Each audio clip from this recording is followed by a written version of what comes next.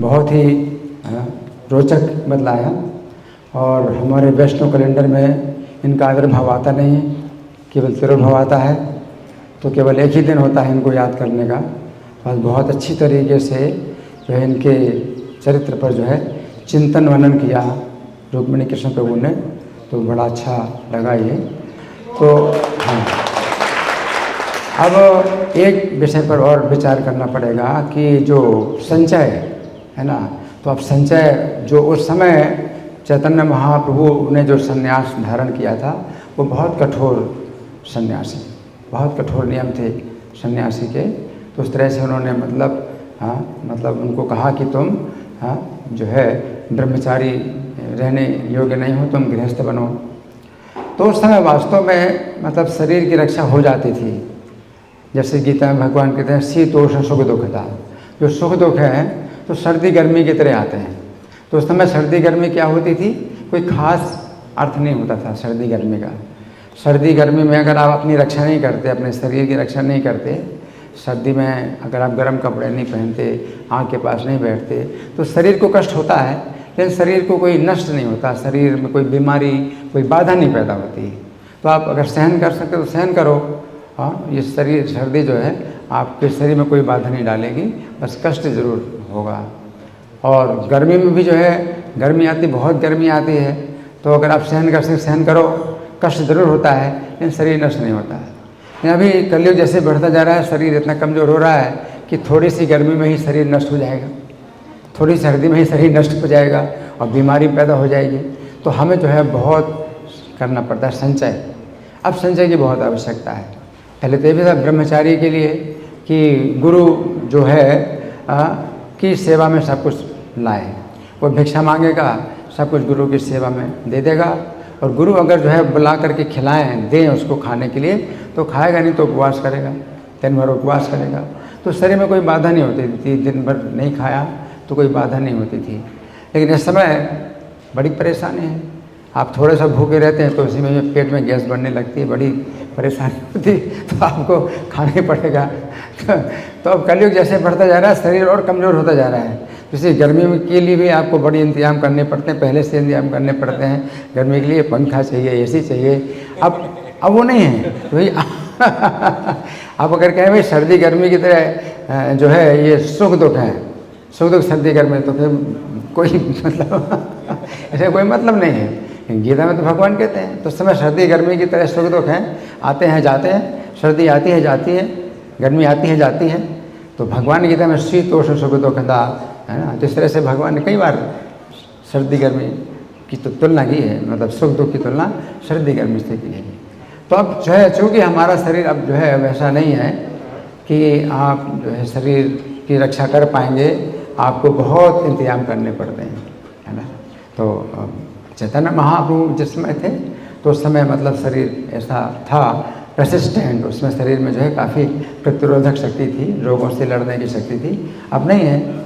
तो प्रभुपाद भी कहते थे कि चैतन्य महाप्रभु इतने कठोर सन्यासी थे, मैं तो नहीं हो सकता, तो मैं तो क्षमा मांगता हूँ, मैं तो अपने पास टॉयलेट बैग रखता हूँ। तो टॉयलेट बैग ही नहीं रखना चाहिए सन्यासी को। तो प्रभुपाद कहते हैं कि मैं तो रखता हूँ टॉयलेट बैग। तो इस तरह से हम लोग अब नहीं कर सकते। तो अभी जो हमें करना है वो यही है कि आप जितना भी संग्रह परिग्रह है वो जो सब करो, लेकिन साथ साथ संग्रह करो, अपना हरि नाम का भी संग्रह करो। है जो आप चाहे 50 दवाइयाँ खाओ, लेकिन मंगल आरती में आओ। चाहे जितनी दवाइयाँ खाओ, लेकिन क्लास में बैठो। तो जितना भी मतलब करना है अपने इंतजाम, शरीर का इंतजाम करो। हैं, चाहे स्नान ठंडे पानी में नहीं करते, गर्म पानी में करो स्नान, ये मंगल आरती में आओ, है ना। तो अभी तो ये है कि भाई आप जो है अस्पताल में भर्ती होते हैं या अस्पताल या जो है अपने मंदिर में रहते हैं, इलाज कराते हैं, कुछ करते हैं, तो अब वो चीज़ नहीं होगी कि भाई जो है ये सब नहीं होना चाहिए, संग्रह परिग्रह नहीं होना चाहिए। अब ऐसा नहीं है। तो इसलिए समय स्थान परिस्थिति के अनुसार जो है सब नियम बदलते हैं। भक्ति सिद्धांत सरस्वती ठाकुर संन्यास लेकर के कार में बैठे वृंदावन गए, तो वो जो है पहले की जो रूढ़ियाँ थी उसके अनुसार जो है बहुत विरोध हुआ कि आप सन्यासी होकर के कार में कैसे बैठे। तो बड़ा विरोध हुआ, है ना। लेकिन भक्ति सिद्धांत ने कहा कि अब युक्त वैराग्य, मैं तुम्हें युक्त वैराग्य सिखाने आया हूँ। तो अब ये युक्त वैराग्य, फिर भी ये युक्त वैराग्य हो जाएगा अगर आप जो है 24 घंटे भक्ति में लगे हुए हैं, चाहे जितना भी संग्रह परिग्रह करो।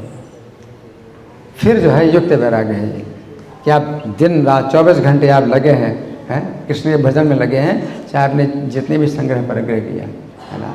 तो संग्रह परिग्रह से ही अगर भक्ति में आपको जो है सहायता मिलती है तो वो संग्रह परिग्रह भी भक्ति है। अब ये नहीं है कि भाई मंगल आरती में कोई भक्त थे तो कपड़ा ही नहीं पहनते थे, अब जितनी ठंडी आई इतनी ठंडी आई तो मंगल आरती में नहीं आए। उनका नियम था गर्म कपड़े पहनेंगे नहीं तो मंगल आरती में नहीं आए। तो उससे अच्छा है कि आप गर्म कपड़े पहनो, किसी भी तरह से हो, मंगल आरती में आओ, वो ज़्यादा अच्छा है।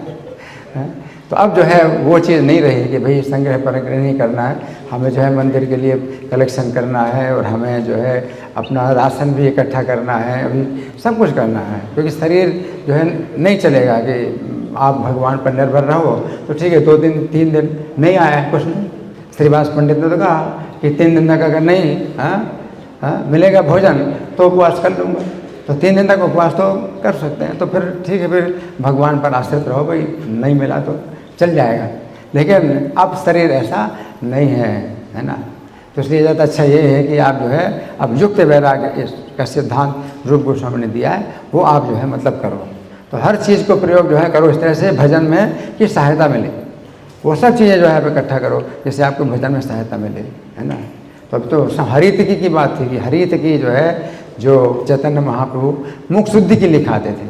जब भोजन किया तो उसमें हरितकी का टुकड़ा मुंह में जो है अगर रख लिया तो वो सब जो है रस बनता है मुंह से और वो जो है पेट में जाता है तो मुंह शुद्ध हो जाता है कि जितने भोजन के कण हैं वो सब पेट में चले जाते हैं और कुछ रहता नहीं है जिससे मुंह में बदबू आए।